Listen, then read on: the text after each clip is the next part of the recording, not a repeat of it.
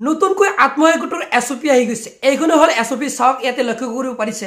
আত্মসহায়ক গোটৰ মহিলাসকলে যদি ফৰ্ম লাভ কৰিছে তেন্তে ভিডিঅটো সম্পূৰ্ণকৈ চাওক নহলে কিন্তু আপোনালোকে টকা নাপাব পাৰে কিয়নো এছঅপি আহি গৈছে এই এছঅপিত কি উল্লেখ কৰিছে মই এতিয়া আপোনালোকক সবিশেষ জনাই দিম কিয়নো যি সেলফ হেল্প গ্ৰুপ সেই সেলফ হেল্প গ্ৰুপৰ মহিলাসকলে অলৰেডি ফৰ্ম লাভ কৰিছে আৰু ফৰ্মসমূহ ফিল আপ কৰি ৰাখিছে এতিয়া কি ইয়াতে লিখিছে মই এতিয়া আপোনালোকক জনাই আছো এক নম্বৰত লিখিছে যে 3-4-5 মাৰ্চৰ দিনা এই আত্মসহায়ক গোটৰ মহিলাসকলে ফৰ্মসমূহ জমা দিব লাগিব আৰু জমা ক'ত দিব লাগিব নিশ্চয় জনাই আছো আৰু ইয়াৰ লগত কিছুমান নথি লাগিব ইয়াতে কিন্তু স্পষ্টকৈ লিখিছে যিখন এছঅপি আহি গৈছে ইয়াতে কিন্তু লিখিছে মই এতিয়া আপোনালোকক জনাই দিম প্ৰথমত কি লাগিব ইয়াৰ লগত এক নম্বৰত লাগিব আপোনাৰ এখন পাসপোৰ্ট সাইজৰ ফটো এখন পাসপোৰ্ট সাইজৰ ফটো আপুনি লগাই দিব লাগিব আৰু তাৰ লগত অমৃত বৃক্ষ আন্দোলনৰ ফটো অমৃত বৃক্ষ আন্দোলনৰ সময়ত যেটো গছপুলি ৰোপণ কৰিছিল সেই গছপুলিৰ ফটো কিন্তু আপোনাৰ লাগিব তাৰ পিছত লাগিব বেংকৰ পাসবুক কিন্তু আপোনাৰ দিব লাগিব গাঠি দিব লাগিব তাৰ পিছত আপোনাৰ লাগিব যি business plan certificate business plan আপোনাৰ ফৰ্মখন লাগিব এই কিখন নথিৰ সৈতে কিন্তু আপুনি জমা দিব লাগিব অন্যথা কিন্তু আপুনি টকা লাভ নকৰিব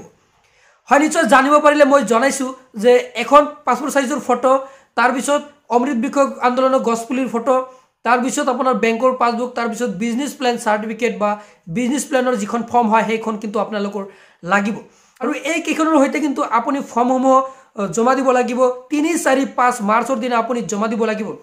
এতিয়া আপুনি এই ফৰ্মটো ক'ত জমা দিব লাগিব জানি লওক এই ফৰ্মটো আপুনি কি কৰিব লাগিব হকি বাইদেউ নাইবা ভিও নাইবা যি আপোনাৰ পঞ্চায়তৰ কাৰ্যালয়ত নাইবা আপুনি ব্লক লেভেল কাৰ্যালয়ত আপুনি জমা দিব পাৰিব সো যেতিয়া জমা দিব তাৰ পিছত আপোনাৰ একাউন্ট কিন্তু ভেৰিফিকেশন কৰিব আৰু ভেৰিফিকেশন কৰাৰ পিছত আপোনাক 2000 টকা প্ৰদান কৰিব আৰু 2000 টকা যেতিয়া ভালকে ব্যৱহাৰ কৰিব আকৌ অসম চৰকাৰে 25000 টকা প্ৰদান কৰিব যাতে তেওঁলোকে হেই টকাৰে তেওঁলোকৰ নিজে ব্যৱহাৰ যাতে উন্নত কৰিব পাৰে তাৰ বাবে এই টকা দিব আৰু তাৰে 12500 টকা অসম চৰকাৰে ঘূৰাই দিব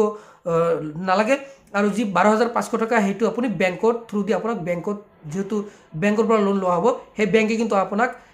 যেটো টকা দিব সেই বেংকত আপুনি ঘূৰাই দিব লাগিব ওপৰতে ঘূৰাই দিব লাগিব সো এতিয়া কথা হল বহুতে ফৰ্ম ফিল আপ কৰিছে ফৰ্ম ফিল আপৰ এমআইএস কোডটো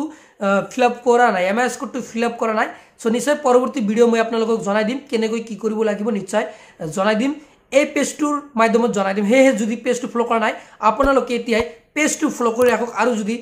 শেয়াৰ কৰা নাই তেনেহলে আপুনি এতিয়া শেয়াৰ কৰি দিয়ক চলো সব শেয়াৰ আছে আপুনি এতিয়া শেয়াৰ কৰি দিয়ক আৰু ইউটিউবত যদি চাই আছে চেনেলটো সাবস্ক্ৰাইব কৰি ৰাখক আজিলৈ মানে বাই বাই